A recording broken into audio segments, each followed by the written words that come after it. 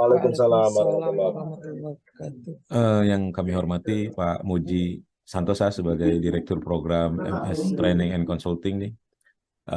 Yang kami hormati Pak Prof. Muklis sebagai manajemen di MS Training and Consulting. Yang berikutnya yang kami hormati Ibu Siti Rahayu ya. Ini kebetulan Ya, beliau yuk, Pak. ya, Bu Yayu ya, Ibu Yayu panggilannya Bu Yayu. Ini fungsional penyuluh di pajak di Kanwil DJP Jawa Timur ya Bu ya, Ya, Malang Jawa ya. Timur 3. Ya, Jawa Timur 3 Malang sebagai penyuluh ahli media di sana. Ini kebetulan beliau eh, suka memberikan materi seri-seri tentang pajak nih. Eh, eh, yang kami hormati rekan-rekan semua di MS Training and Consulting tahun 2023 di kelas April. Eh, Hari ini kita akan coba mulai webinar terkait ini judulnya ini PPh pasal 22 dan kewajiban perpajakan instansi pemerintah yang akan diberikan materinya oleh Ibu Siti Rahayu. Sebelum itu kami mohon izin untuk memberikan informasi tentang kegiatan webinar hari ini. Yang pertama adalah link Zoom sudah dibagikan ya 1 jam sebelum pelaksanaan di kelas MSTC. Peserta hadir di tepat waktu, dilarang menyebarluaskan link selain pada anggota grup. Kelas khusus ini narasumber akan menyampaikan materi dulu, setelah itu kita diskusi 45 menit waktunya ke Ibu Yayu ya, setelah itu baru kita diskusi. Nanti peserta yang akan mengajukan pertanyaan klik tombol raise hand dan akan diberikan kesempatan bertanya oleh moderator oleh saya. Peserta mengisi link daftar hadir atau post test untuk nanti untuk mendapatkan sertifikat nanti paling lambat 10 pengisiannya paling lambat 10 menit setelah berakhirnya kegiatan. Mungkin itu ketentuan dalam kegiatan hari ini. Berikutnya 45 menit waktu dan layar kami persilahkan ke Ibu Siti Rahayu untuk Baik, memberikan materinya hari ini. terima kasih Pak Septian. Assalamualaikum warahmatullahi wabarakatuh. Selamat siang, salam sejahtera bagi kita semua. Suara saya jelas ya Pak Septian dan teman-teman semua. Jelas Ibu, jelas.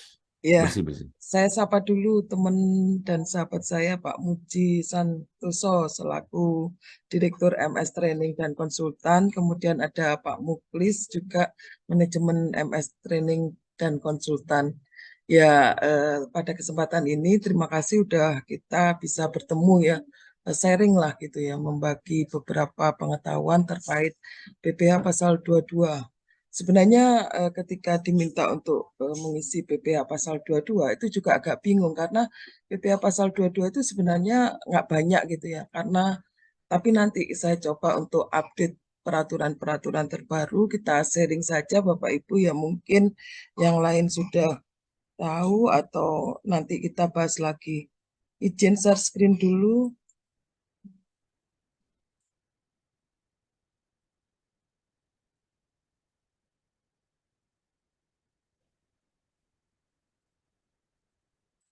Sudah jelas nggih?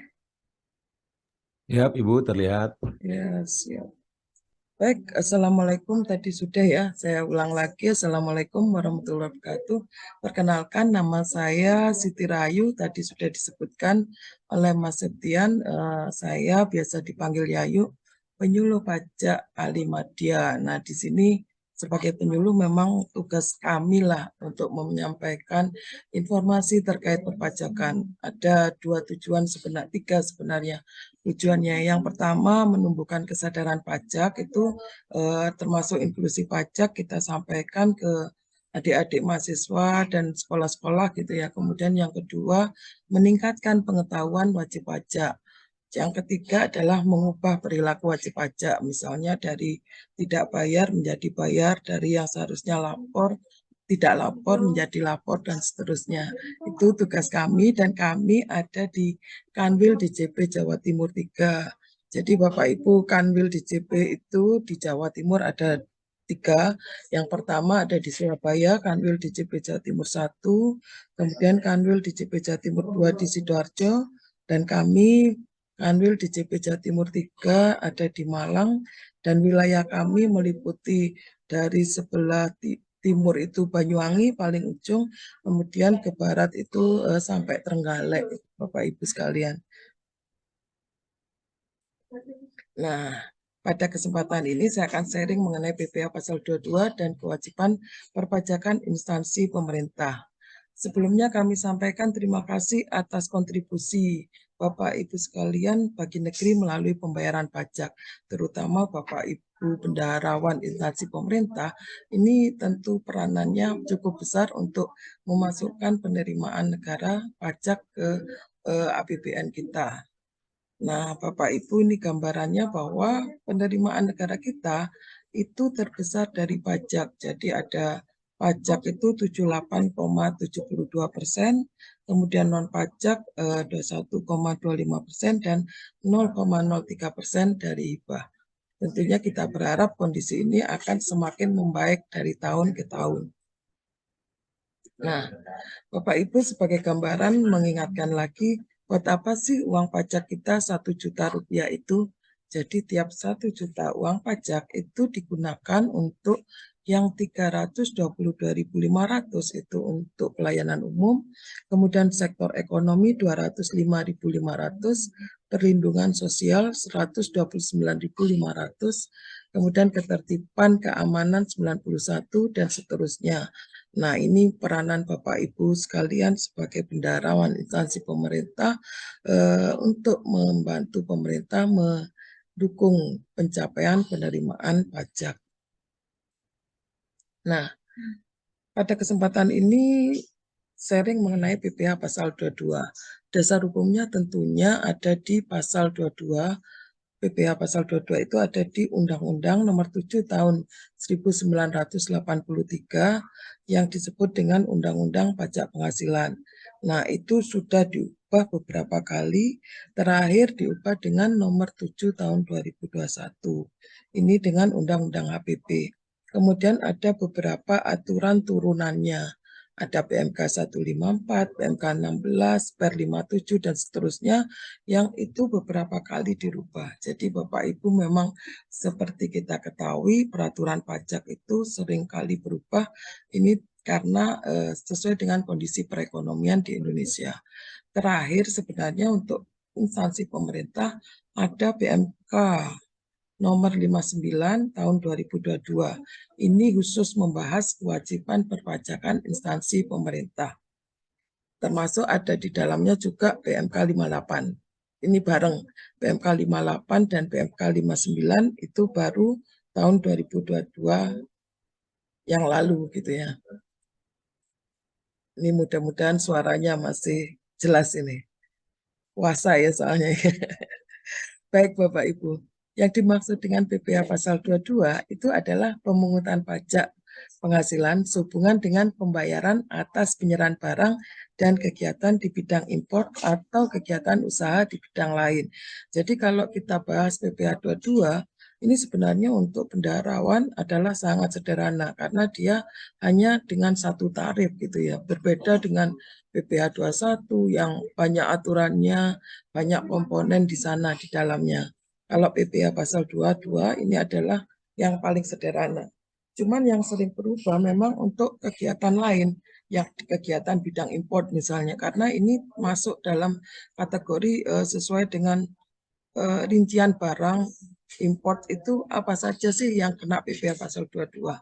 Kegiatan usaha lain juga seperti itu. Dia yang dikenakan adalah hanya untuk usaha-usaha strategis atau barang-barang strategis. Jadi itu yang menyebabkan seolah-olah PPh pasal 22 itu banyak aturannya. Tapi sebenarnya ini hanya tunggal aturannya. Tarifnya pun kalau untuk bendahara nanti tunggal gitu ya, nggak ada seperti pasal PPh pasal 4 ayat 2 yang ada beberapa macam tarif. Ini enggak. Jadi jangan khawatir, Bapak Ibu sekalian. Nah, terkait PMK pasal 22 ini, jadi pengaturannya adalah seperti ini. Jadi kenapa banyak ya? Jadi ada pemungut, ada objek pungut, dan ada tarif. Jadi sudah terangkum di tabel ini. Siapa sih yang ditunjuk sebagai pemungut pajak itu diatur di PMK 34 yang sebagaimana diubah di PMK 1110 gitu. Jadi pemungut pajak itu ada bank devisa atau Ditjen Bea Cukai, ini terkait dengan impor barang dan lapisan tarifnya ada macam-macam gitu ya, ada dari 0,5 sampai 10%. Nah, untuk yang bendara, jadi kita fokus di bendara pemerintah, bendara pengeluaran, kuasa pengguna anggaran. Nah, ini dulu seperti ini, jadi ada bendara pemerintah, bendara pengeluaran, kuasa pengguna anggaran. Nah, berdasarkan PMK 231, ini diganti menjadi instansi pemerintah. Jadi nggak ada lagi bendara pengeluaran, bendara pemerintah, ada kuasa KPA, atau penerbit SPM, SPM itu nggak ada. Jadi hanya satu, Satker itu satu NPWP, namanya instansi pemerintah. Nah, ini instansi pemerintah memungut PPh pasal 22 atas pembelian barang. Tarifnya berapa? 1,5%. Jadi ini sederhana sekali, 1,5% dikalikan harga pembelian, tidak termasuk PPN. Jadi kalau harga yang diberikan adalah harga yang include PPN, maka harus dikeluarkan dulu tarifnya menjadi DPP-nya 100/111. Jadi harga ya 100/111 sekalikan harga jual yang include PPN. Itu. Jadi harga sederhana sebenarnya gitu ya, dari 1,5% dari harga pembelian yang tidak termasuk PPN. Nah, yang lain-lainnya ini nanti ada badan usaha tertentu, untuk industri, ATPM, produsen. Nah, ini saya lewatin saja, karena memang itulah sebenarnya PPh pasal 22. Jadi khusus bendara itu hanya satu aturannya. Balik ya, di nomor 2 ini khusus instansi pemerintah. Kita lewat, nah ini ya banyak sebenarnya. Ada badan usaha yang menjual emas batangan, nah tarifnya macam-macam. Itu untuk yang lain di luar bendara. Selanjutnya mengenai surat keterangan bebas pemotongan pemungutan PPh. Nah, ini bagi rekanan sangat penting gitu ya untuk mendapatkan fasilitas supaya tidak dikenakan pemungutan untuk PPh pasal 22. Jadi ini merupakan fasilitas di mana untuk pemotongan juga yang bersifat tidak final. Nah, apa saja? Ini ada import, itu juga ada bisa minta SKB bagi rekanan yang melakukan impor barang. Kemudian untuk selain impor, ya, selain PPh import ini nanti ada SKB juga terkait dengan mungkin dari omset gitu ya, supaya rekanan tersebut tidak lebih bayar gitu. Ada juga nanti SKB itu untuk untuk rekanan yang menggunakan PP 23 tahun 2018. Karena untuk PP 23 tahun 2018 itu bukan SKB, cuma nanti ada surat keterangan supaya dia nanti tidak dikenakan 1,5%, melainkan 0,5%. Lanjut. Nah, itu Bapak Ibu pengetahuan umum sedikit tentang PPh pasal 22. Selanjutnya kita bahas adalah kewajiban perpajakan bendara instansi pemerintah. Jadi ini nanti karena nggak banyak, mungkin saya juga bisa mudah-mudahan bisa lebih cepat supaya nanti kita bisa lebih banyak untuk diskusinya.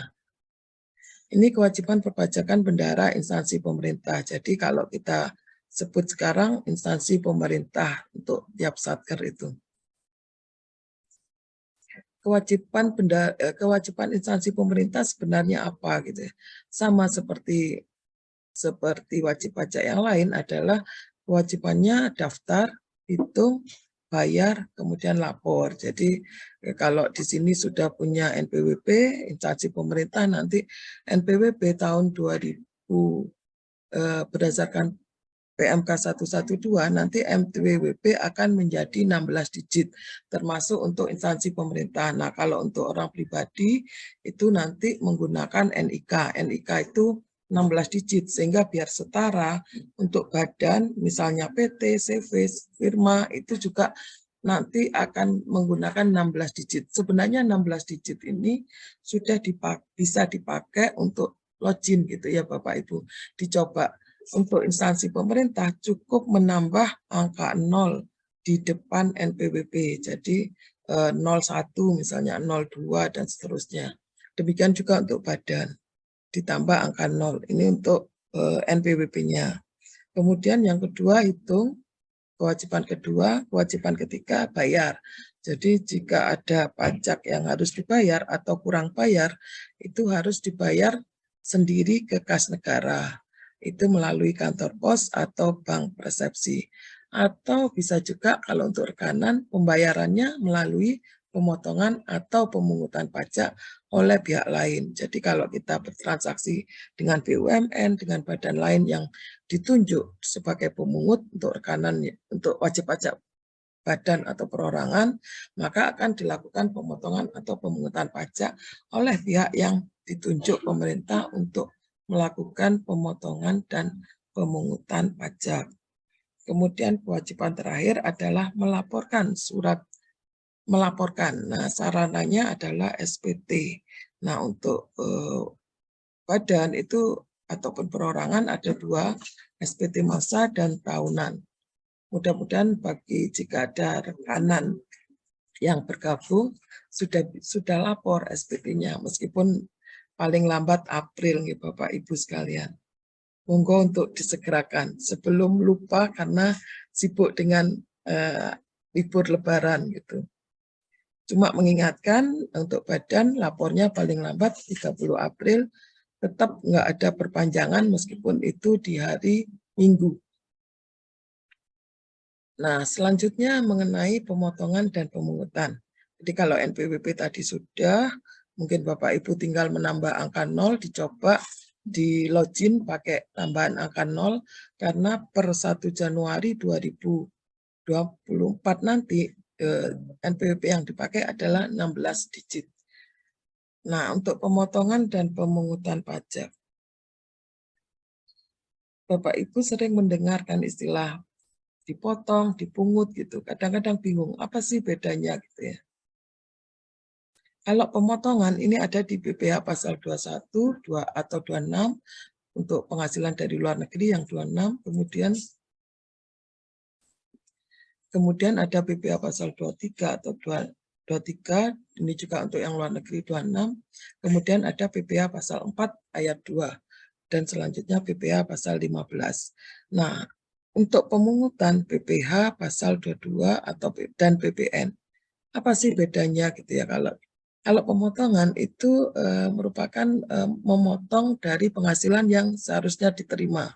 Jadi kalau 21 misalnya harusnya penghasil yang dibayarkan 1 juta, tapi kemudian dipotong oleh dengan misalnya PPh 5%. Jadi dikurangi nanti yang diterima kurang dari 1 juta. Tetapi kalau pemungutan ini menambahkan dulu, jadi di luar yang harga dasar pengenaan pajaknya gitu ya. Jadi contohnya BPN misalnya 1 juta, itu ditambah BPN-nya 100, di BPN-nya kalau 1 juta, BPN-nya 110.000 misalnya. Jadi yang dibayar oleh pembeli itu 1.110.000. Nah, yang mungut siapa? Yang mungut harusnya pengusaha kena pajak. Kecuali ada mekanisme tertentu seperti bendahara atau instansi pemerintah yang ditunjuk sebagai pemungut BPH pasal 22 dan BPN. Demikian juga ada BUMN yang ditunjuk sebagai pemungut BPH pasal 22 dan seterusnya. Jadi kalau pemungut itu menambahkan jumlahnya, kemudian itu dipungut. Sebenarnya ini tanggung jawab dari si penjual harusnya gitu ya, untuk memungut dari pembelinya. Beda dengan pemotongan, itu kalau pemotongan itu dipotong. Jadi kalau harga kontraknya harusnya 1 juta, nanti yang dibayarkan kurang dari 1 juta, seperti itu. Nah, jenis-jenis pajak. Nah, seperti Bapak Ibu ketahui bahwa jenis pajak untuk yang harus dipotong atau dipungut oleh bendahara itu ada macam-macam, ada PPh pasal 21. Ini saya saya agak sampaikan sedikit-sedikit aja, karena kali ini memang fokus kita di BPH pasal 22. Jadi ada BPH pasal 21 itu pajak atas penghasilan dari pekerjaan atau jasa dan kegiatan yang dibayar kepada orang pribadi. Nah, kita bicara tentang BPH pasal 22. Ini sederhana sekali Bapak Ibu. Ini adalah pajak atas pembelian barang oleh instansi pemerintah. Kalau ada yang menanyakan bedanya apa sih dengan BPH pasal 23? Nah, kalau BPH pasal 23 itu adalah pajak atas sewa selain jasa dan tanah bangunan dan jasa selain orang pribadi. Ini BPH pasal 23. Nah, untuk BPH pasal 4 ayat 2 itu pajak final. Itu ya pajak final atas tanah dan bangunan atau pajak transaksi kepada UMKM omset tertentu. Jadi kalau UMKM omset tertentu ini kita nanti bicaranya adalah PP 23. Bapak Ibu sekalian, PP 23 tahun 2018 di mana atas omset 4,8 di bawah 4,8 M UMKM itu dikenakan PPh final dengan tarif 0,5%. Terakhir adalah tentunya PPN. Ini pajak konsumsi atas pembelian barang dan atau jasa. Selanjutnya kita akan masuk ke yang belanja barang. Jadi kita bahas yang PPh pasal 22. Nah, ini langsung ada contoh. Jadi ada bendaharawan instansi pemerintah membeli komputer seharga 11.100.000. Ini harga yang tertulis di kwitansi. Nah, pembelian barang dilakukan oleh bendahara instansi pemerintah. Ini akan terutang PPh pasal 22 sebesar 1,5% dan PPN sebesar 11%. Nah, penghitungannya seperti apa? Jadi tadi sudah saya sampaikan bahwa PPh pasal 22 itu 1,5% dari harga pembelian di luar PPN.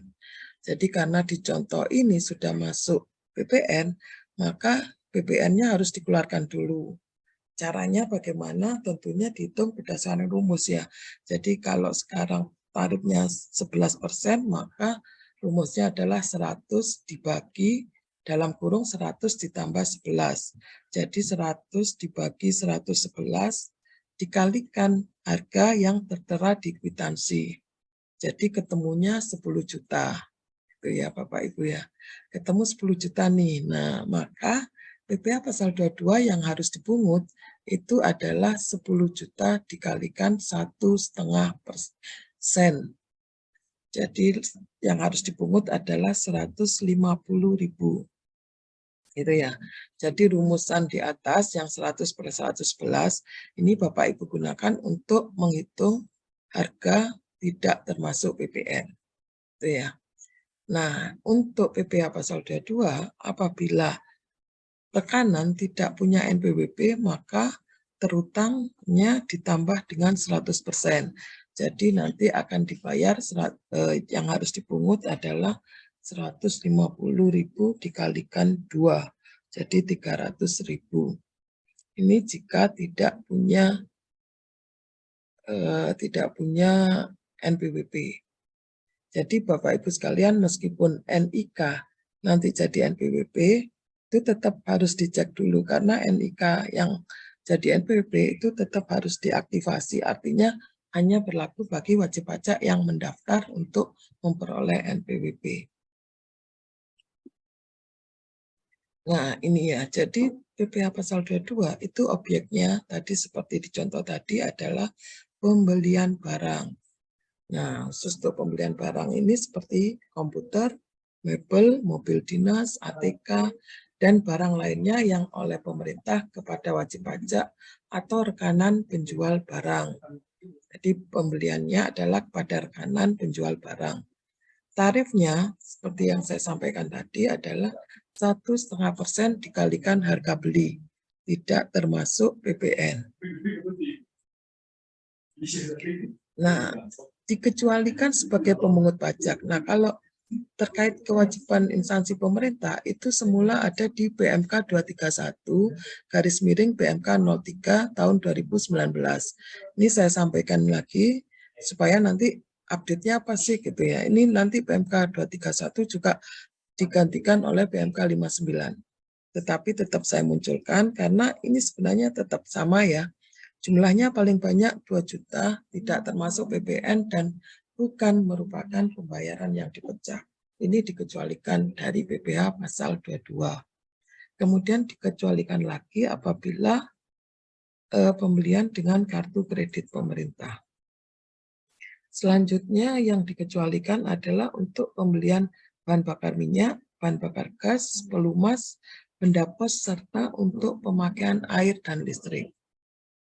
Untuk pembelian barang dengan dana BOS, pembelian gabah dan atau beras ini dikecualikan dari pemungutan PPh pasal 22. Selanjutnya untuk pembelian barang atau jasa dari WP dengan peredaran bruto tertentu. Ini kembali lagi ke WP dengan omset di bawah 4,8 M yang menggunakan tarif PPh final PP 23 sebesar 0,5%. Kemudian untuk pembelian barang dari wajib pajak dengan SKB pemotongan pemungutan. Ini seperti yang saya sampaikan tadi, ada wajib pajak yang memperoleh surat keterangan bebas pemotongan pemungutan. Mungkin dengan kondisi tertentu atau jenis usaha tertentu. Ini nanti dia akan menunjukkan SKB output-nya. Nah, kalau sudah transaksinya dengan rekanan dengan SKB output, maka dikecualikan dari pemungutan PPh pasal 22. Nah, tadi BMK 231 itu Bapak Ibu sudah diganti dengan BMK 59 garis miring BMK 03 2022. Nah, saya mengambil apa saja sih pokok perubahan PPh 22-nya gitu ya. Yang pertama, pokok perubahan dari BMK 59 ini adalah mengubah dan menambah pengecualian pemungutan PPh pasal 22 oleh instansi pemerintah, yaitu yang huruf B. Ini nanti pembayaran atas pembelian barang yang dilakukan dengan menggunakan kartu kredit pemerintah. Nah, kalau kita lihat waktu yang tadi di BMK 231 itu juga dikecualikan, tetapi hanya mengatur kartu kredit pemerintah atas belanja instansi pemerintah pusat. Nah, di sini ditambahkan pemerintah daerah dan pemerintah desa. Jadi sama-sama mendapat fasilitas itu. Kartu kredit pemerintah tidak hanya kartu kredit untuk belanja instansi pemerintah pusat. Selanjutnya huruf D, pembayaran untuk pembelian barang dengan dana BOS. Tadi cuma disebutkan dana BOS, sekarang ada BOP PAUD atau lainnya. Jadi redaksinya ditambah gitu, ketentuannya juga ditambah.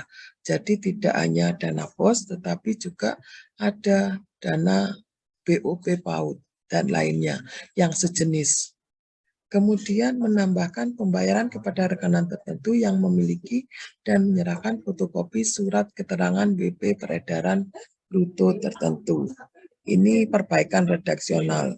Huruf G juga perbaikan redaksional, dikecualikan atas pembayaran penghasilan kepada rekanan pemerintah yang menyerahkan fotokopi surat keterangan bebas pemotongan atau pemungutan PPh. Nah, ini juga yang substansi baru, penambahan baru adalah di huruf A, pembayaran dengan mekanisme uang persediaan atas pembelian barang yang dilakukan melalui pihak lain dalam sistem informasi pengadaan yang telah dipungut PPh pasal 22 oleh pihak lain. Nanti saya perjelas lagi karena ini adalah mekanisme yang ada di BMK 58 tahun 2022. Jadi BMK 58 dan BMK 59 ini sebenarnya beriringan. BMK 59 juga menyinggung mengenai BMK 58.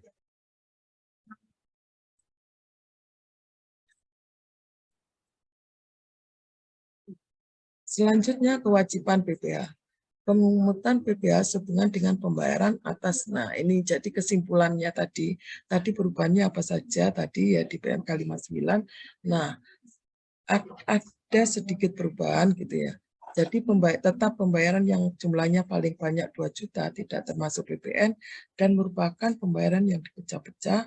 Kemudian pembelian barang dengan kartu kredit ini nanti masuk kartu kredit pemerintah baik pusat, daerah maupun desa. Sama pembelian BBM, BBG, pelumas, benda pos, air, dan listrik. Ini juga dikecualikan dari pemungutan PPh pasal 22. Selanjutnya pembelian barang menggunakan dana BOS. Kalau di PMK 231 hanya dana BOS, ini ditambah BUP PAUD atau BUP pendidikan lainnya. Pembelian gabah dan atau beras. Kemudian pembayaran kepada rekanan pemerintah yang memiliki atau menyerahkan fotokopi surat keterangan PP23 tadi. Pembelian barang dari WP yang memiliki atau menyerahkan fotokopi SKB pemotongan dan pemungutan PPh dan pembayaran dengan mekanisme uang persediaan atas pembelian barang yang dilakukan melalui pihak lain dalam sistem informasi pengadaan yang telah dipungut PPh pasal 22 oleh pihak lain. Jadi ini tambahannya PMK 58. Jadi yang memungut adalah marketplace atau pihak lain yang memfasilitasi terselenggaranya itu. Jadi marketplace yang terdaftar dalam SIPP. Selanjutnya tadi ini surat keterangan PP 23 tahun 2000. Itu yang tadi ya, sebenarnya sederhana Bapak Ibu yang PPh 23, semua dikenakan kecuali beberapa poin tadi. Kemudian tarifnya sama 0,1,5%. Nah, yang selanjutnya pajak penghasilan pemegang surat keterangan PP 23 tahun 2018. Nah, PP 23 tahun 2018 itu dengan adanya PP 455 tahun 2022 itu dicabut Bapak Ibu. Tetapi bagi rekanan yang sudah memiliki surat keterangan PP 23 sepanjang itu masih berlaku, masih tetap berlaku. Cuman di aplikasi mungkin nanti akan berganti menjadi surat keterangan PP 55 tahun 2022. Ya. Seperti apa perubahannya kita bahas nanti. Nah ini, surat keterangannya nanti seperti ini. Nah apabila ada surat keterangan ini, jadi surat keterangan sebagai WP berdasarkan PP nomor 23 tahun 2018, ini format lama, tapi saya lihat format baru, saya belum tahu juga, tapi sepertinya nanti sudah ganti menjadi 55 tahun 2022. Tapi sepanjang ini masih berlaku, masih bisa digunakan Bapak Ibu. Nah, atas wajib pajak atau rekanan yang punya surat keterangan PP 23 tahun 2018, itu instansi pemerintah melakukan pemotongan atau pemungutan PPh final sebesar 0,5%. Itu ya. Untuk setiap transaksi atau penyerahan jasa yang merupakan objek pemotongan atau pemungutan PPh. Jadi PP suket ini, surat keterangan ini nanti berguna untuk PP 23 maupun untuk PPh pasal 22 maupun kalau jasa itu PPh pasal 23. Sama, nanti dipotongnya 0,5% dan itu bersifat final bagi wajib pajak atau rekanan. Selanjutnya ini sama, lanjut ya. Jadi mekanisme pemotongan PPh final kepada UMKM yang memiliki contoh ya, surat keterangan PP 23 tahun 2018. Jadi transaksi dengan UMKM, bendara instansi A membeli ATK dari BTP dengan nilai di atas 2 juta, yaitu sebesar 10 juta. Seharusnya yang dipungut adalah 1,5% dari 10 juta, yaitu 150.000. Namun karena PTB telah menyerahkan fotokopi surat keterangan PP 23, maka pemotongan yang dilakukan oleh bendara instansi adalah bukan lagi PPh pasal 22, melainkan PPh final 0,5% dari 10 juta tadi, yaitu 50.000. Ini bedanya. Jadi sudah beralih bukan PPh 22, tetapi sudah menjadi PPh final 0,5%. Karena kalau PPh pasal 22 itu sifatnya tidak final, sehingga bagi wajib pajak itu menjadi kredit pajak. Tapi kalau PP 23 tahun 2018 0,5% ini adalah bersifat final. Selanjutnya tadi sudah hitung, kemudian setor ya kalau ada kurang bayar. Nah, ini apa sih kewajiban bendahara atau instansi pemerintah? Ini ada NPWP 1, 2, 3, 4. Nah, Bapak Ibu coba untuk nanti kalau login pakai 01. Kalau login masih bisa dipakai semua, NPWP lama ini juga masih bisa dipakai, tetapi nanti per 1 Januari NPWP sudah baru. Pakai 01, di depan 1 ada angka 0. Nah, mekanisme penyetoran baik PPh maupun PWN adalah wajib pajak harus membuat kode billing. Jadi kode billing ini kalau dulu pakai SSP, itu pakai kode billing. Kode billing bisa dibuat di mana? www.pajak.go.id, bisa datang ke kantor pajak, bisa juga melalui SMS, khusus Telkomsel, bisa teller bank atau kantor pos. Dan yang terbaru, Bapak Ibu sekalian bisa download aplikasi M-Pajak di Play Store maupun di App Store. Di Play Store atau di App Store itu bisa googling ya, bisa download dulu M-Pajak. Nah, dari M-Pajak itu Bapak Ibu banyak informasi terkait jatuh tempo pembayaran, bisa buat kode billing, bisa juga untuk mengetahui kantor-kantor pelayanan pajak yang terdekat. Nah, untuk bayarnya Bapak Ibu semua bayarnya di bank, kantor pos, mesin ATM, SMS banking, internet banking, atau mesin EDC. Jadi kantor pos bisa gitu ya. Jadi seringkali persepsinya hanya di bank gitu ya. Tapi kantor pos melayani pembayaran pajak. Selanjutnya mekanisme pelaporannya. Nah, mekanisme pelaporan PPh dan PPN ini sama. Batas waktu pembayaran ini ada di sini ya Bapak Ibu, nanti bisa dilihat gitu ya. Jadi batas waktu pembayaran untuk transaksi pemerintah pusat dan daerah, jadi instansi pemerintah pusat dan daerah itu maksimal 7 hari setelah pembayaran. Untuk LS hari yang sama dengan pembayaran. Kemudian untuk pemerintah desa itu ada bedanya. Untuk PKP-nya sendiri, PKP instansi pemerintah, ini kalau wajib pajak pemerintahnya instansi pemerintah, itu akhir bulan. Untuk PPN itu akhir bulan berikutnya. Batas waktu pelaporan, ini untuk SPT PPh 22, itu masuk di sini, di SPT unifikasi.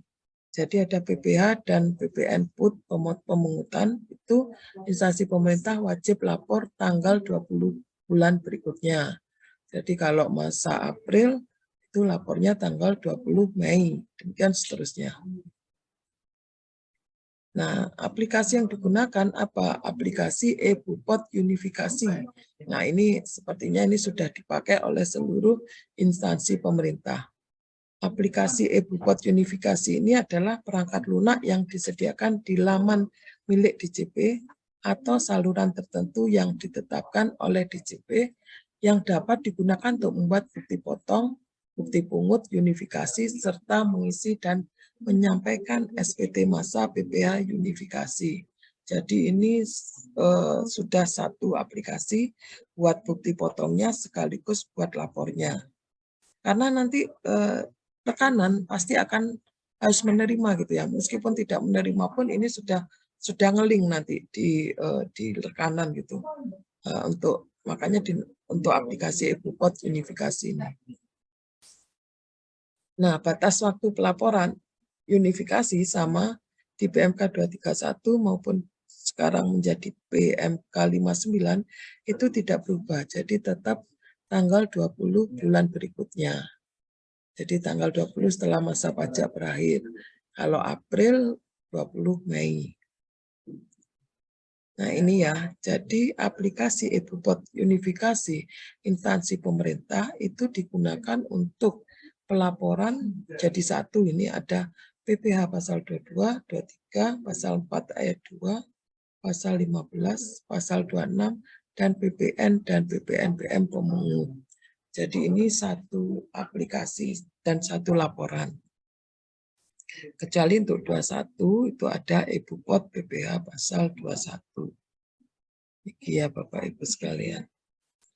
Kita lanjut. Kalau nihil bagaimana? Nah, kalau nihil itu sekarang kalau wajib pajak yang rekanan ya PPh 25-nya nihil, yang nggak perlu lapor gitu. Sekarang ya, untuk yang nihil-nihil itu semua tidak perlu lapor.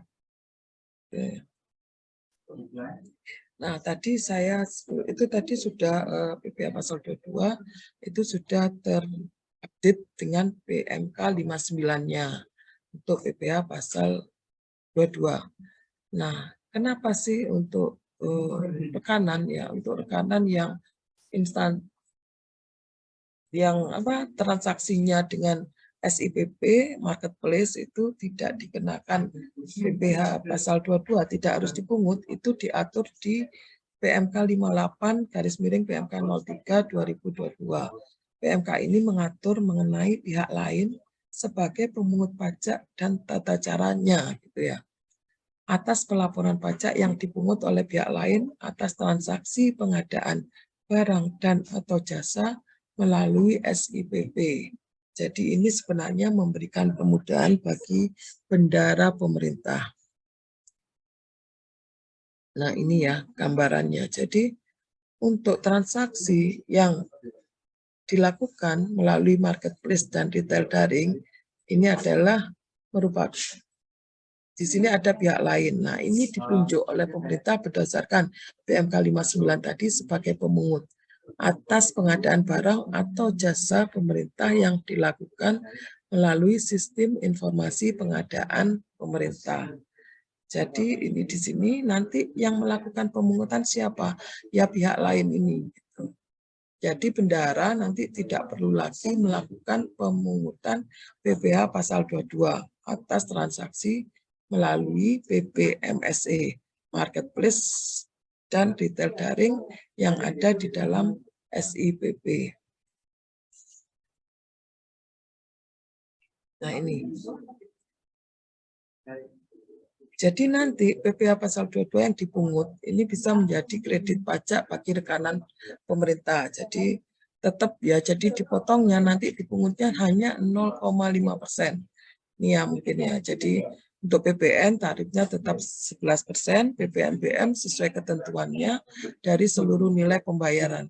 Tetapi PPh pasal 22 khusus untuk transaksi berdasarkan PMK 58 ini hanya dipotong sebesar 0,5%. Nah, PPh yang 0,5% ini bagi rekanan merupakan kredit pajak. Itu ya. Atau kalau dia transaksinya yang tidak final gitu ya, bersifat final, maka ini merupakan bagian dari pelunasan itu, tidak dapat dikreditkan. Nah, PPh pasal 22 ini harus disetor oleh pihak lain pada tanggal 15 bulan berikutnya dan lapornya sama tanggal 20 bulan berikutnya. Di sini bendahara instansi pemerintah tidak lagi melakukan pemungutan baik itu PPN maupun PPh. Ini yang berbeda gitu ya Bapak Ibu sekalian.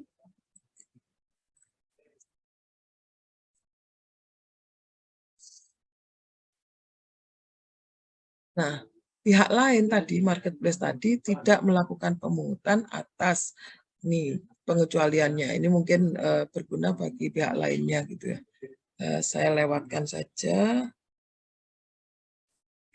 Nah, atas transaksi dengan pihak lain melalui marketplace, nanti kan bendahara atau instansi pemerintah tidak akan melakukan pemungutan, tetapi nanti pihak lain itu harus membuat invoice.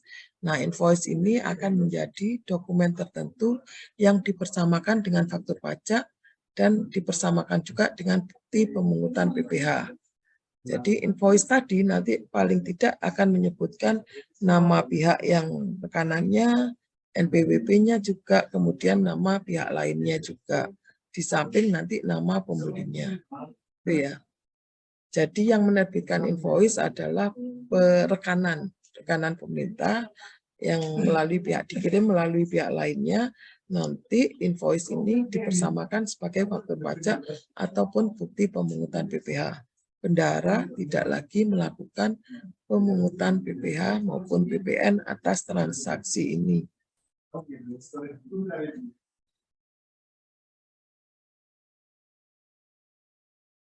Ini ya, kita lanjut. Sudah. Nih. Ini sarana yang dilakukan oleh pihak lain tadi, saya lewatkan aja. Sekarang ya, ini transaksi melalui SIPP, itu transaksi tunai di bawah lebih kurang dari 2 juta, itu PPN dipungut oleh penjual, PPh tidak dipungut. Ini kondisi yang sebelumnya. Tapi berdasarkan PP 58, akhirnya PPN dan PPh pasal 22 dipungut oleh pihak lain. Jadi bukan bendahara, gitu Bapak Ibu ya. Untuk transaksi tunai lebih dari 2 juta, itu dulu PPN dan PPh pasal 22 dipungut oleh instansi pemerintah. Ini kondisi existingnya. Tetapi berdasarkan PMK 58, maka PPh pasal 22 maupun PPN tidak lagi dipungut oleh bendahara. Ini juga. Transaksi kartu kredit demikian juga. Kalau dulu PPN dipungut oleh penjual, kalau PPh pasal 22 untuk kartu kredit kan memang tidak dipungut. Tetapi sekarang dengan PMK 58, baik PPN maupun PPh pasal 22 itu dipungutnya oleh pihak lain. Jadi bukan lagi oleh bendahara. Jadi ini merupakan sebenarnya kemudahan gitu ya bagi bendahara pemerintah. Kemudian untuk pembayarannya ini. Jadi untuk kode setornya, jenis pajak ini nanti Bapak Ibu ada beberapa jenisnya. Ini bisa nanti sambil dibaca sendiri. Nah, khusus untuk pemungutan PPh pasal 22 oleh Bendahara Pusat, itu kode setornya seperti ini, 411122, garis miring kode akunnya 910. Nah, yang pasti adalah yang harus diperhatikan, SSP atas nama rekanan dan ditandatangani oleh bendahara. Ya Bapak Ibu sekalian, gitu ya. Ini berbeda, gitu ya. Nah, selanjutnya itu sudah terkait PP 22 dengan berdasarkan PPh pasal 22 berdasarkan PP 58 dan PMK 58 dan PMK 59. Nah, mungkin Bapak Ibu pernah dengar bahwa ada aturan terbaru nih terkait PPh. Peraturan Pemerintah Nomor 55 Tahun 2022 tentang penyesuaian pengaturan di bidang PPh. Nanti kita lihat apakah sebenarnya terkait PPh pasal 22 terdampak dengan PP 55 tahun 2022 ini. Ini yang paling baru. Jadi latar belakangnya ini sama ya, jadi saya lewatin. Nah, sebenarnya untuk PP 55 yang terdampak hanyalah pasal-pasal ini, pasal 4, pasal 6, pasal 7, pasal 9, pasal 11 tentang penyusutan, pasal 11A, dan seterusnya. Jadi PPh pasal 22 aturannya masih sama, Bapak Ibu sekalian, tidak terdampak dengan adanya PP 55. Kemudian yang peraturan terdampak, ada peraturan terdampak ini PP 23 tahun 2018.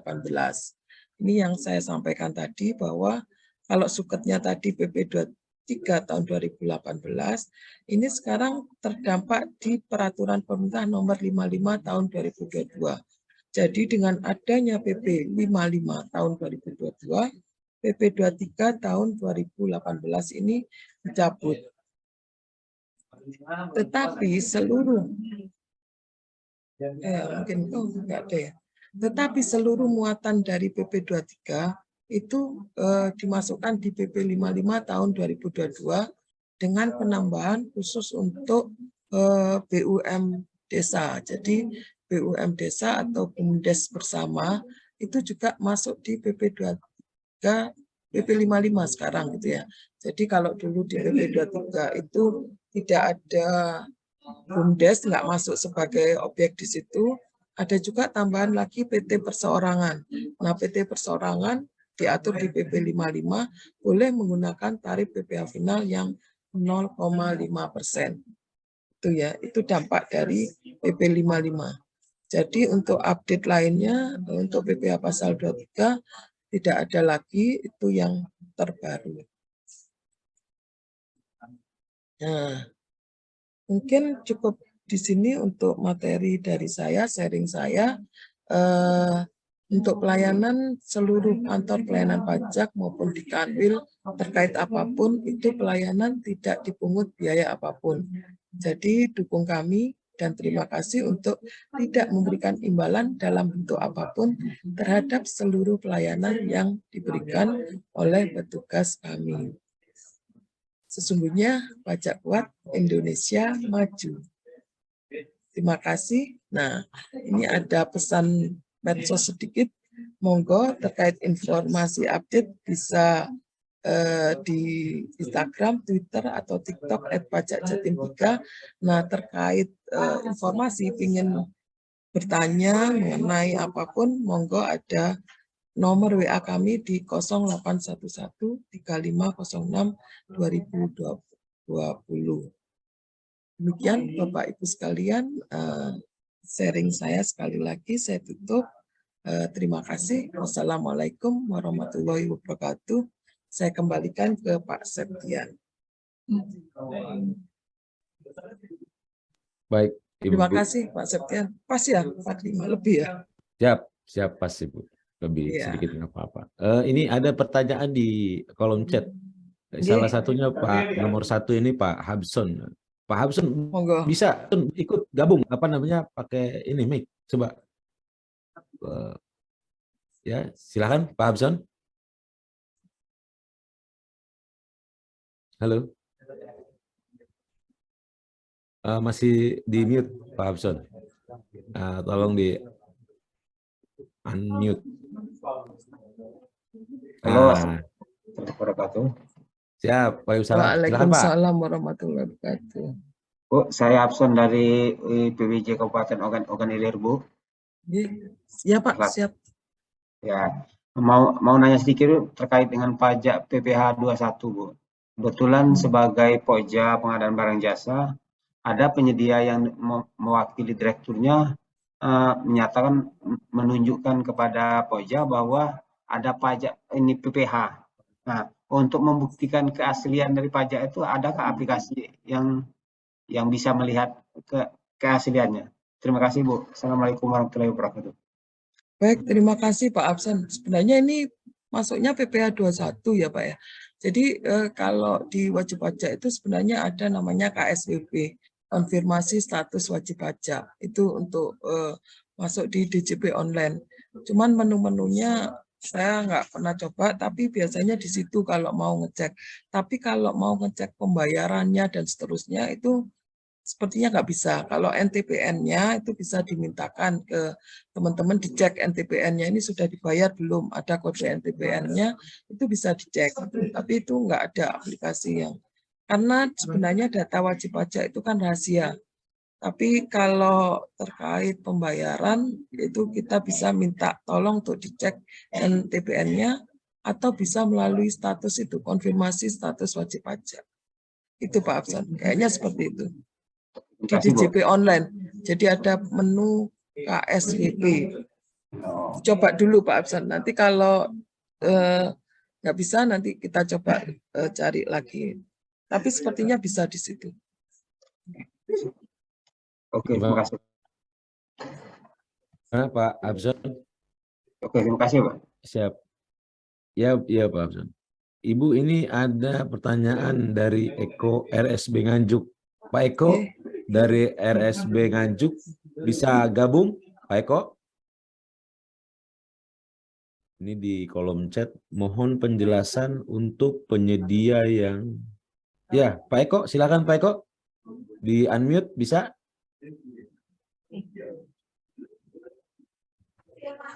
Ya. Silakan Pak. Terima kasih Pak Moderator. Izin tanya ke narasumber. Untuk pengenaan PPh bagi penyedia yang punya NPWP tapi bukan PKP, Ini saya pernah dari keuangan itu menyampaikan minta surat keterangan yang saya kurang paham itu keterangan apa. Nah ini mekanisme pengenaannya pajak seperti apa untuk penyedia yang ber-NPWP tapi bukan VKP. Mohon penjelasannya Ibu. Terima kasih. Iya, terima kasih Pak Eko gitu ya. Perlu diperjelas juga untuk jenis pajaknya apa. Kalau untuk transaksi-transaksi PPh sebenarnya nggak perlu PKP gitu Pak. Cuman terkait PKP itu biasanya terkait dengan belanja barang. Itu kena PPN atau enggak gitu ya.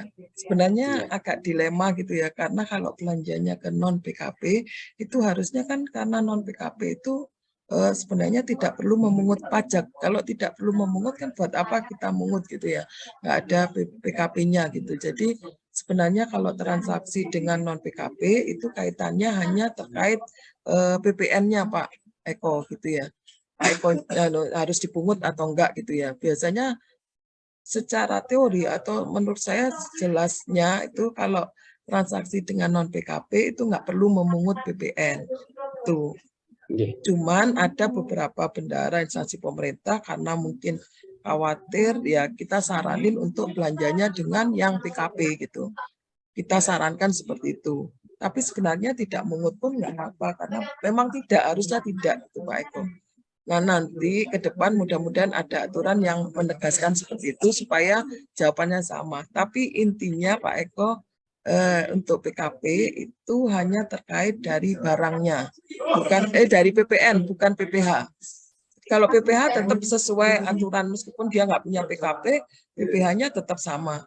Nah kalau terkait surat keterangan, tadi surat keterangan itu ada dua macam, bisa surat keterangan bebas SKB pemotongan atau pemungutan. Nah kalau punya surat keterangan seperti itu nggak perlu motong PPh 22 maupun PPN, bisa tergantung dari surat keterangannya. Bebasnya di apa, misalnya bebas pemotongan PPh 22, PPh 23 ya nggak perlu kalau sudah ada surat itu.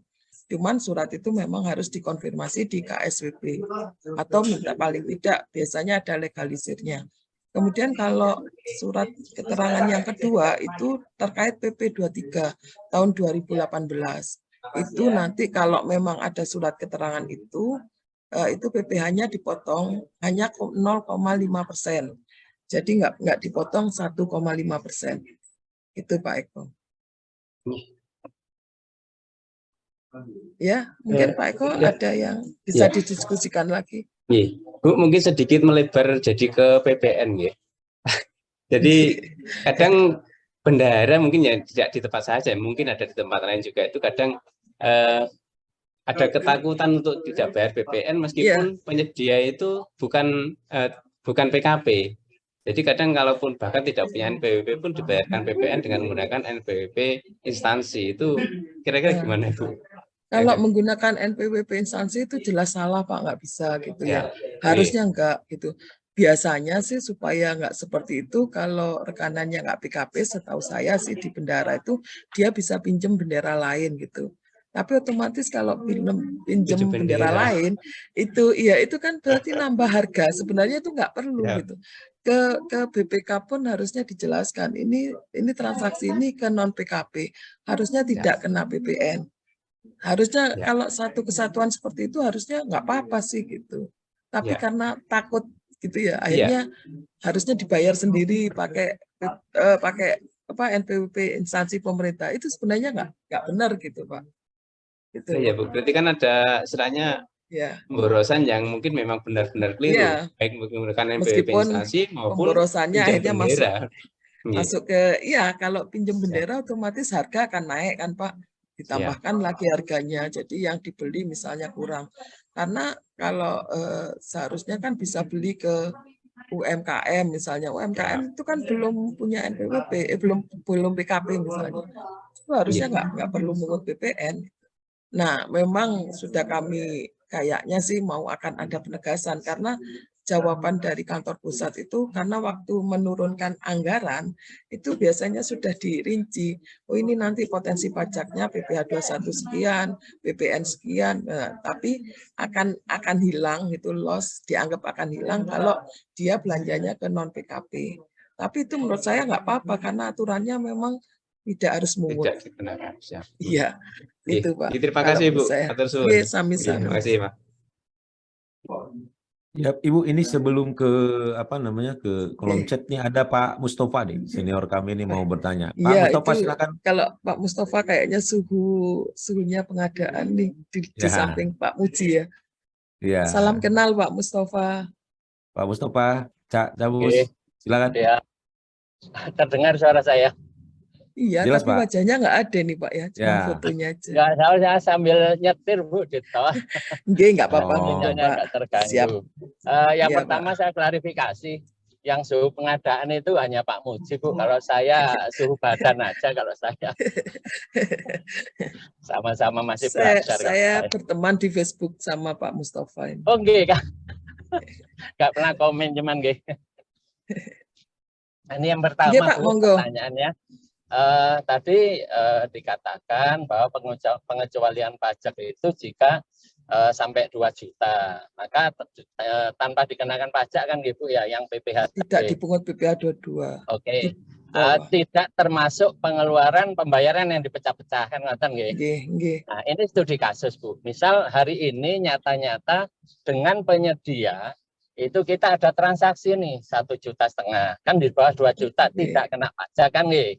Terus dilala 10 hari kemudian atau di bulan yang sama itu ada transaksi lagi 1 juta, tidak ada niatan memecah belah pengeluaran. Nah, terus pengenaan pajaknya dalam 1 bulan yang sama, apakah direkap dari 1,5 juta ditambah 1 juta sehingga kena 2,5 juta dari total pengeluaran? Itu yang pertama Bu. Pertanyaannya, apakah dikenakan dari total? Loh, yang kemarin ini sudah bayar 1,5 kok, yang sekarang 1 juta. Berarti pengenaan PPh-nya yang pembayaran terakhir dipotong PPh pasal 22 dari total pembayaran yang sudah dilakukan 2,5 juta. Itu yang pertama Bu. Yang kedua, nyenggol PPN nggak masalah ya Bu ya? Iya Pak, monggo. PPN kan tadi pajak kan. Iya, pesannya Bos Muji itu fokus PPh 22, tapi nggak apa-apa Pak, karena PPh 22 memang sederhana dan sedikit. Monggo mumpung bisa ketemu, silakan. Oke. Ini kan ada Undang-Undang Nomor 42 tahun 2009 tentang PPN, gitu. Nah, di sana di pasal 4D kalau tidak salah, 4A atau 4D saya lupa. Itu kan ada pengecualian PPN dari jasa tenaga kerja kan, ngoten nggih Bu. Maka jasa tenaga kerja dikecualikan dari pemungutan PPN. Nah, di Undang-Undang Nomor 7 tahun 2021 itu pengecualian yang tenaga kerja itu dihapus, Bu. Dihapus, sehingga berarti kan kena nggih Bu nggih. Karena sudah dihapus di Undang-Undang Nomor 7 yang harmonisasi peraturan perpajakan. Nah, pertanyaan saya Bu, jasa tenaga kerja seperti apa sih yang dikecualikan itu Bu? Apakah misalkan cleaning service nggih? Cleaning service kan di dalamnya ada tenaga kerja. Nah, apakah tenaga kerja itu yang dikecualikan dari pajak atau harusnya dikenakan semua karena ada jasa tenaga kerja, ada pengadaan bahan, alat di dalamnya kan nggih. Nah, itu Bu pertanyaan saya, pengecualiannya seperti apa PPN kalau untuk jasa tenaga kerja. Nggih, 2 itu Bu Sri Rahayu, makasih nggih, mohon maaf nggih. Nggih Pak, matur nuwun, terima kasih Pak. Ya, baik Pak, kalau memang untuk seperti itu terindikasi dipecah-pecah Pak ya, meskipun awalnya nggak sengaja. Nah, jadi itu memang harus dipungut Pak PPh-nya total selama dalam 1 bulan ke penyedia yang sama. Itu harus diperbaiki istilahnya Pak. Jadi harus sudah terutang gitu Pak. Terutangnya ya dari 2,5 total gitu, tetap dipungut dari total karena itu dalam bulan yang sama gitu. Terus itu kan banyak ya seperti itu Bu kasus. Kayaknya ya, nanti niat menghindari kayaknya Bu. Ya bisa jadi meskipun enggak niat mungkin, tapi loh belanja lagi hal yang sama, belanja lagi gitu. Itu sebaiknya memang aturannya harus dianggap tidak di bawah 2 juta lagi Pak, jadi harus dipungut. Kemudian Pak terkait PPN, memang untuk PPN Pak jasa tenaga kerja ini masuk negatif list Pak, jadi bukan objek PPN. Jadi kalau memahami PPN memang harus per transaksi. Nah, di Undang-Undang Nomor 7 itu sama kalau kita bicara tentang barang kena pajak ya Pak ya. Kalau seperti dulu sembako, terus barang-barang kayak beras, gabah itu kan nggak masuk di barang kena pajak. Cuma di Undang-Undang Nomor 7 dia menjadi barang kena pajak. Tetapi ada aturan turunan di PPN yang menyebutkan bahwa itu nanti masih di Undang-Undang HPP juga masih itu mendapat fasilitas dibebaskan. Itu sama. Jasa ini juga sama. Jadi jasa kena pajak itu juga seperti itu. Jadi semua jasa tenaga kerja itu nggak masuk di PPN karena itu ada fasilitas dibebaskan Pak itu. Jadi kalau ingin jelas nanti di PPN kayaknya yang pertemuan kemarin yang saya itu sempat saya jelaskan di PP 5 di PP 49 Pak. Jadi ada di PP 49. Jadi memang di Undang-Undang Nomor 7 Undang-Undang HPP itu semua nanti masuk ke barang kena pajak, terus yang itu jasa kena pajak. Untuk yang sembako macam-macam. Terus yang jasa, termasuk jasa pendidikan, Pak. Itu awalnya bukan jasa kena pajak, tetapi di Undang-Undang HPP itu masuk jasa kena pajak. Tetapi di poin halaman di poin pasal berapa itu saya lupa, itu di pasal berikutnya ada negatif list, jadi itu masuk dibebaskan atau mendapat fasilitas dibebaskan. Itu Pak.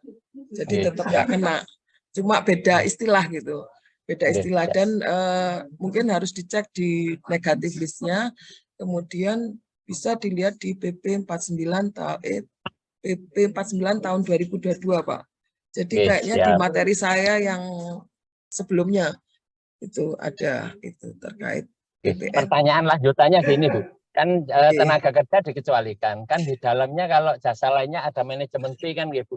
Kalau tenaga kerja biasanya. Nah, berarti yang dikenakan PPN ini terhadap manajemen fee-nya manajemen fee-nya aja, manajemen fee-nya itu jelas. Oke, siap. Oke, terima kasih Bu, sudah sangat jelas. Makasih banyak Bu Sri Rahayu. Sama-sama Pak Mustafa. Sehat selalu Pak moderator juga. Oke, Pak juga. Waalaikumsalam. Ini ada lagi Bu di kolom chat Pak. Siap. Ibu Suntani atau Pak Suntani ini, mohon izin bisa bergabung Bapak atau Ibu Suntani ini untuk bisa diperjelas pertanyaannya. Halo.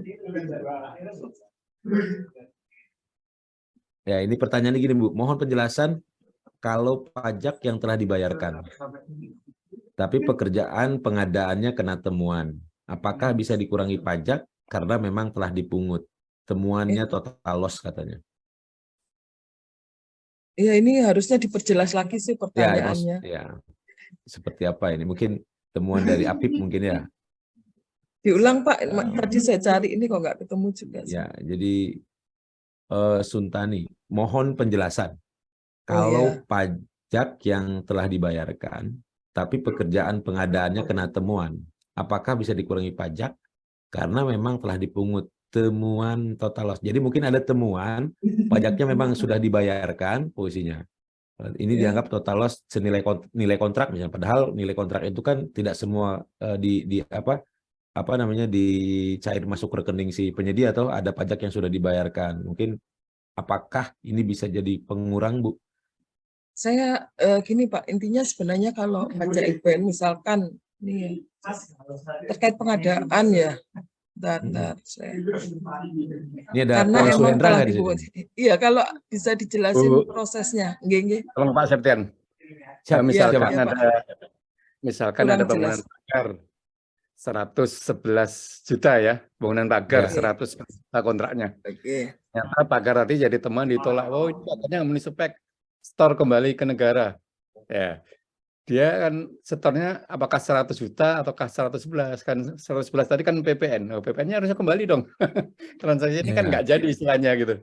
Bisa direstitusi gitu yang 11 jutanya itu. Iya. Jadi bisa jelas karena kan ada dua mekanisme sebenarnya kan, ada proses pemindah bukuan, bisa dipindah bukukan ke hutang pajak yang lain itu satu, atau diminta kembali atas pajak yang tidak seharusnya terhutang. Bisa. Jadi uang pajak yang seharusnya nggak perlu gitu, apapun itu prosesnya seperti itu. Jadi bisa di PBK, pemindah bukuan. Pasti bisa. Oh, jadi Pak. Kalau total loss berarti misalnya 110 kata Pak Muji dibayar 110 yang kan sudah bayar pajaknya. Ternyata transaksi nggak jadi gitu ya Pak ya. Ya, Ya, jadi pajak Pajak yang sudah terlanjur masuk. oh gitu. Siap-siap Ibu. Jadi Ya, yang 110 dikurangi pajak itu yang di store ya Bu ya. Dan pajak yang awal yang sudah masuk dianggap masuk pada pertemuan semua itu. Tapi sudah dianggap sudah terlanjur masuk gitu ya Bu. kalau makanya sebenarnya kan transaksi itu kayak PPN itu kan dibayar pada saat penyerahan atau pada Ya, saat kalau saat pembelian gitu ya, atau saat pembayaran. ya, Nah ini mungkin dibayar dulu terus transaksi nggak jadi, ya Pak ya, seperti itu.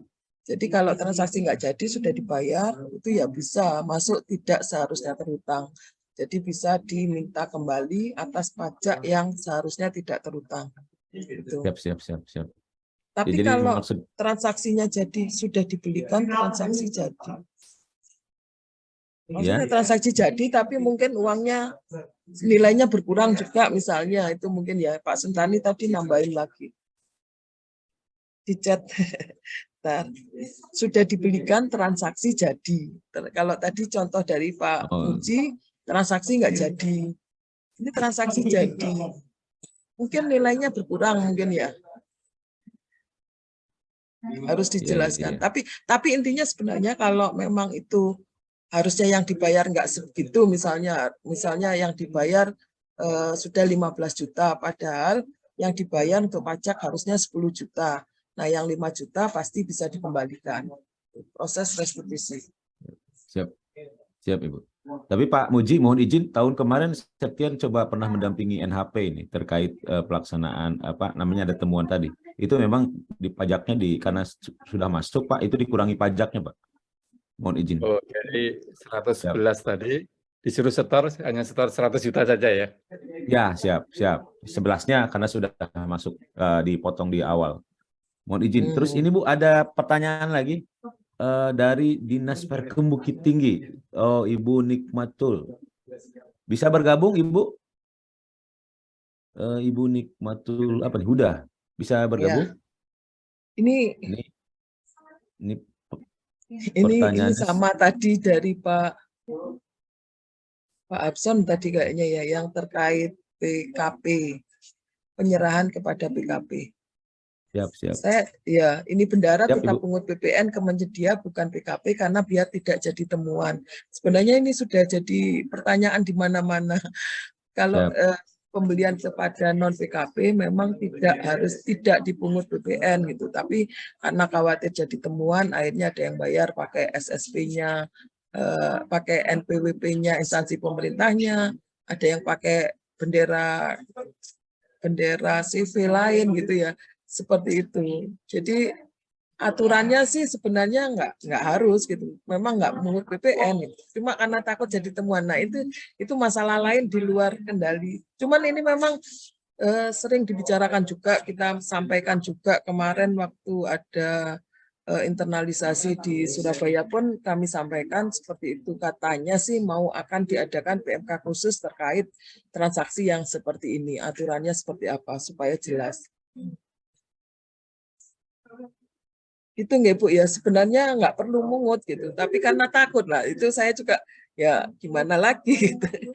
Akhirnya pakai, kalau pengen aman belanja ke PKP, tapi kan ada anjuran dari pemerintah juga untuk belanja di UMKM, ya monggo gitu, nggak apa-apa gitu. Sebenarnya nggak perlu takut, aturan seperti itu kan BPK atau pemeriksa harusnya kan, auditor harusnya tahu kalau PKP itu aturannya di non PKP itu jelas nggak dipungut BPN. Siap Ibu. Mungkin ada tambahan dari Pak Muji? Nggak ada. Harusnya dengan dia bukan BKP nggak dikenakan BPN. Itu Ya, nggak jadi temuan. gitu. Perlu diberi penjelasan saja itu. Perlu ada penjelasan. Sama seperti itu, memang kayaknya nggak perlu takut gitu ya. Saya kadang-kadang heran juga gitu, di bendara di pajak pun ada yang gitu, ada yang nggak apa-apa kok gitu, terus nggak, biar aman pakai CV lain, otomatis kan tambah harga gitu. Sayang kan uangnya kan bisa buat belanja lagi gitu. Seperti itu.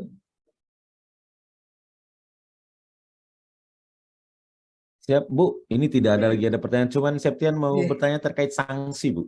terkait sanksi ini minta dijelaskan Bu terkait sanksi misalkan tidak membayar PPh ini seperti apa.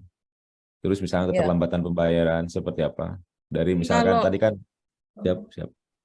Ya, kalau sanksi sebenarnya ada dua macam, ada sanksi denda. Kalau sanksi denda itu atas keterlambatan pelaporan, gitu ya. Ada sanksi denda.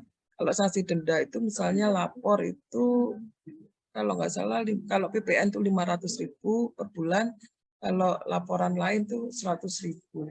Saya agak lupa terkait sanksi. Kalau PPN itu kalau SPT Mas tahunan kan, kalau badan 1 juta gitu. Kalau tapi kalau atas kurang bayar itu sanksinya bunga. Kalau dulu kan bunga itu 2% per bulan gitu ya, sampai dengan tanggal seharusnya dia bayar sampai dengan tanggal dibayar.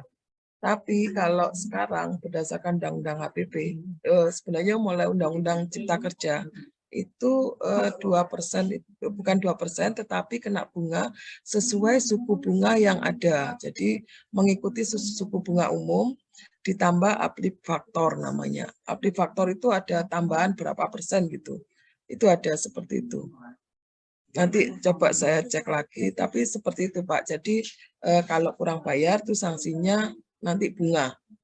Cuma bunganya berapa ya hampir mirip-mirip lah, tapi nggak sekarang kalau dulu dipatok 2%, kalau sekarang nggak ikut suku bunga umum. Nanti itu ada Menteri Keuangan akan menerbitkan bunga per bulannya berapa gitu, dilihat dari situ. Dia ikut yang berapa persen. Tadi denda dan bunga. Denda dan bunga. Iya. Siap, Ibu. Tapi kebanyakan sih kalau teman-teman tuh sering nggak menerbitkan pemerintah, nanti yang bayar siapa ini gitu. Kadang-kadang seperti itu. Harusnya yang bayar ya penanggung jawabnya ya. Tapi memang harusnya seperti itu. Mungkin ada yang sudah mulai menertibkan gitu, dikenakan denda, baik denda ataupun bunga. Baik, Bapak Ibu, masih ada pertanyaan? Ini nampaknya sudah di kolom chat sudah tidak ada lagi nih, Bu. Ya memang nggak banyak sih terkait PPh 22 ini Pak Muji. Jadi sebenarnya paling sederhana itu di PPh 22. Kalau yang lain itu kan tarifnya banyak gitu. Saya aja nggak pernah hafal. harus. Atau perlu diulangi lagi, Bu? Tadi secara umum kan PPh 22 ini kan 1,5%. Tapi ketika ini di marketplace atau punya surat keterangan apa itu jadi 0,5% ya?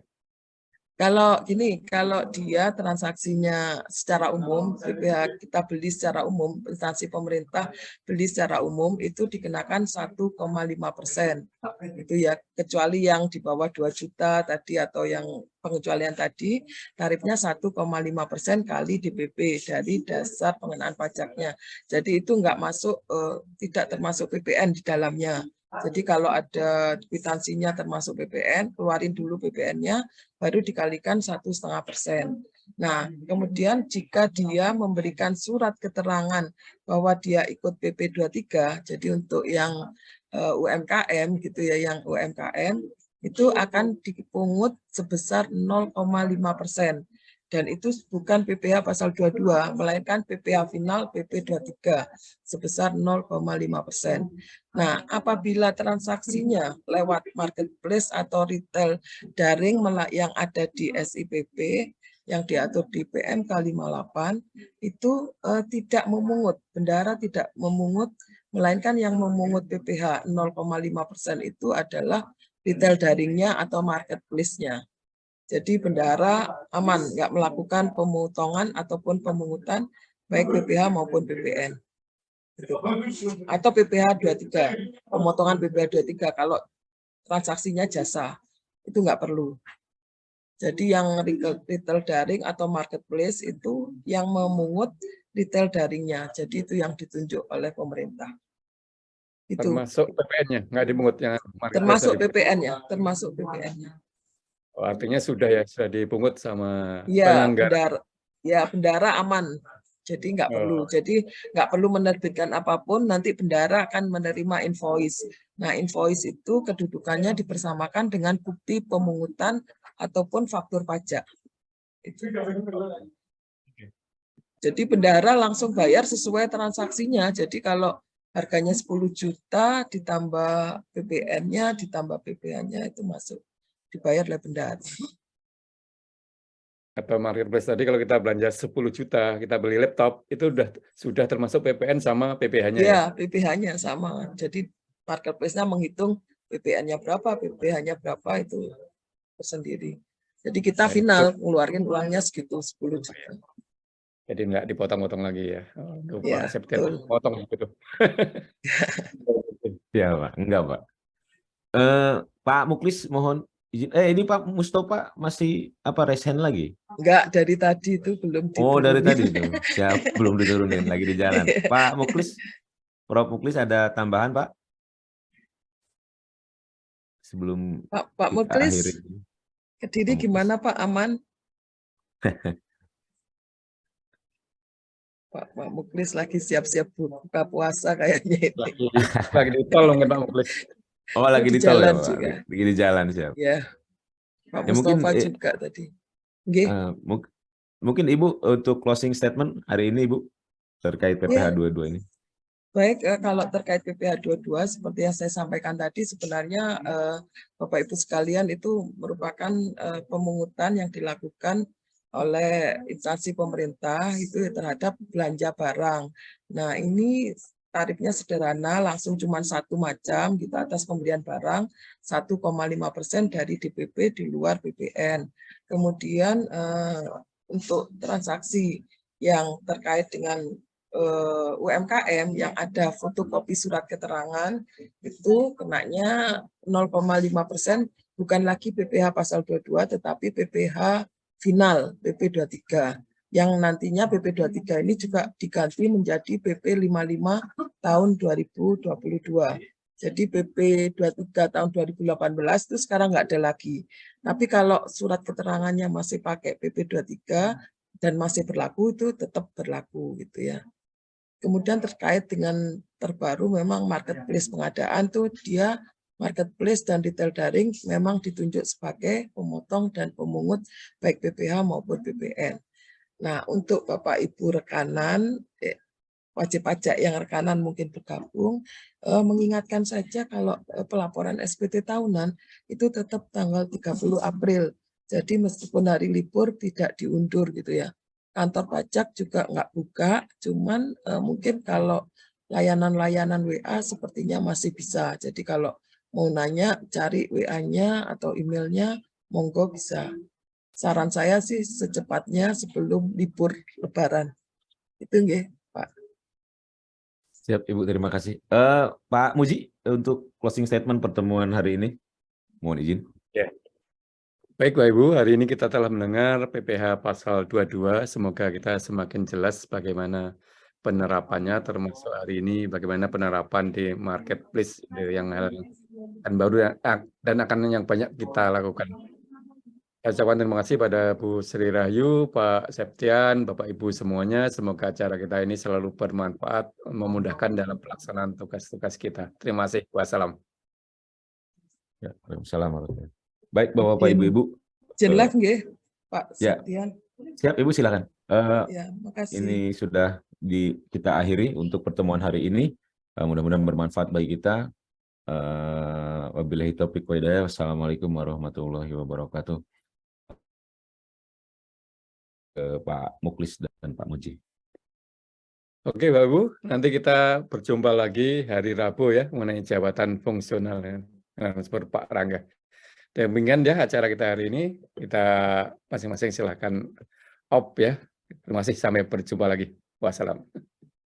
Waalaikumsalam. Mohon izin Pak Muji, mau asar di sini. Ya, terima kasih. Bapak Ibu silahkan menjawab post test.